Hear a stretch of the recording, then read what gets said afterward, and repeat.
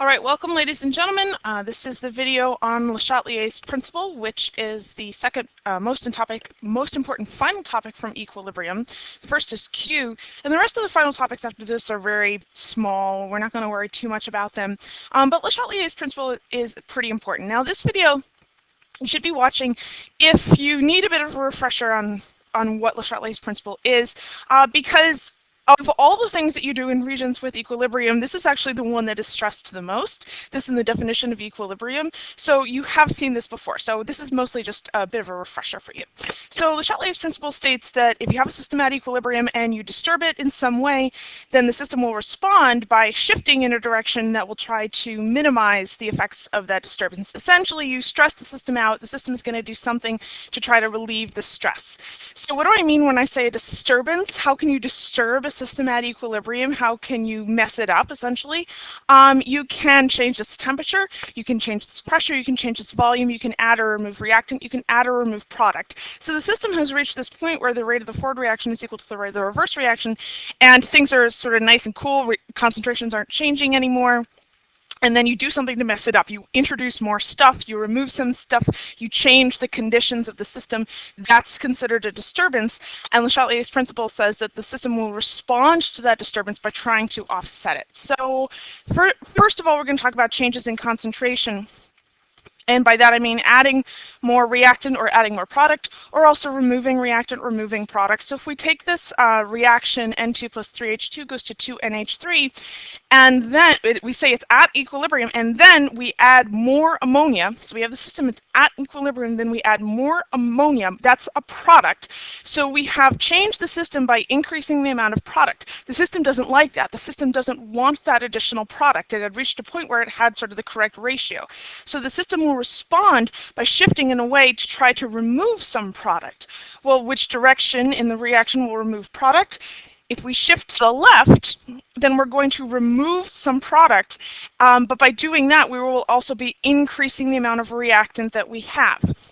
And that's what this graph is showing. So here, at this point, that was our initial equilibrium state, where, again, concentrations were no longer changing. And then we had a change. So notice right here, this is the spike in the NH3. That was adding the NH3. That was the disturbance to equilibrium. So the system then responds. Notice that the concentrations that we're ending with at final equilibrium are not the same concentrations that we began with because the system responded. So how did the system respond? Well, notice that the ammonia starts to go down. That's the ammonia getting used up. That's the shift to the left. So we added this excess ammonia. The reaction now wants to use it up because it doesn't want that much ammonia. By using up that ammonia, notice now that we're increasing the amount of product that we have. Both of them. We're increasing both the H2 and the N2, so that has gone up. And when we compare the final H2 concentration to where we began, we notice it is higher. Same thing for the N2. So both of our reactants, they increased because of that shift to the left. And then the added ammonia that where we added it here, notice it got used up, so it actually winds up a little bit lower from that added spike. So we added more product, we caused a shift to the left. With that idea, if we take sort of a generic reaction right here, and we increase the concentration of product, which is what we just talked about, that means that we increased one of these things, so that caused a shift to the left. That's going to then increase both reactants, and will cause a decrease if, say, we added C. Right? That will actually then cause a decrease in the amount of D that we have, because that shift to the left will use up some of that other D in order to drive that shift to the left.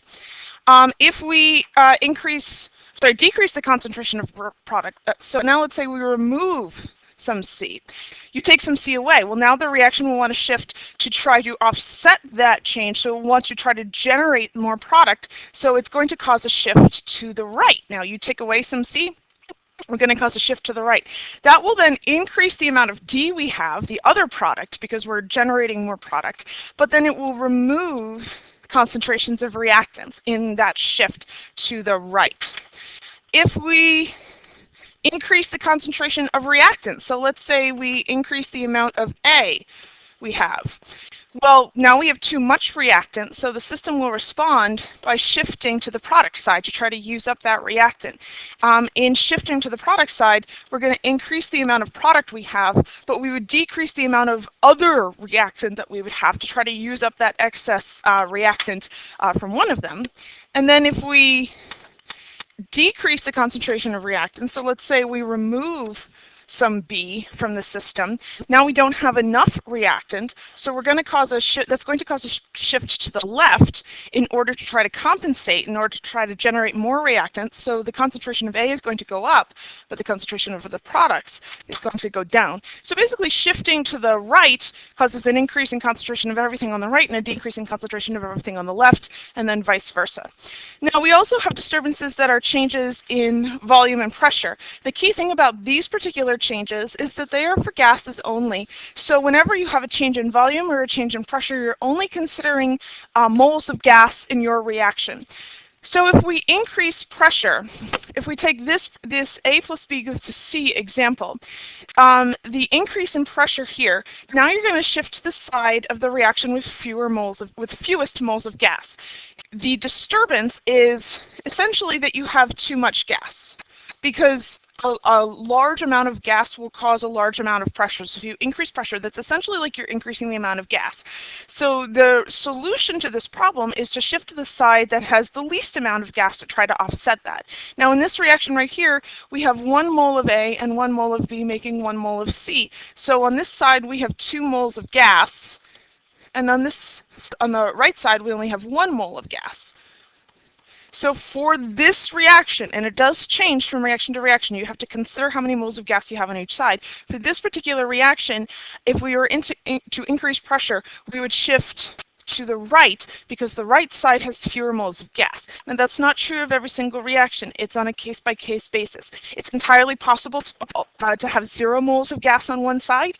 It's entirely possible to have the same number of moles of gas on each side, in which case a change in pressure would actually not cause an equilibrium shift because one side isn't favored more than the other.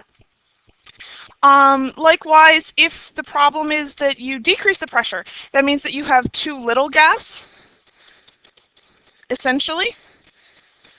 So now you're going to shift to the side with more moles of gas. So for this reaction, again, this reaction only, this A plus B goes to C, if everything is gaseous, a decrease in pressure would cause a shift to the left to try to compensate. Now, remember there's an inverse relationship between pressure and volume. So if we were to increase the volume of the system, this is the same thing as decreasing pressure. So then we wind up having the same sort of issue of having too little gas. If you increase volume, you're decreasing pressure, so you don't have enough gas. So we're now going to shift aside with more moles of gas. If you decrease volume, if you make the volume smaller, well, that will then increase the pressure of the system, which will then cause a shift to the side with fewer moles of gas, because now your problem is essentially that you have too much gas, you have too much pressure by decreasing that volume. Changes in temperature. This is probably the most important one. This is the one that's going to be newest to us.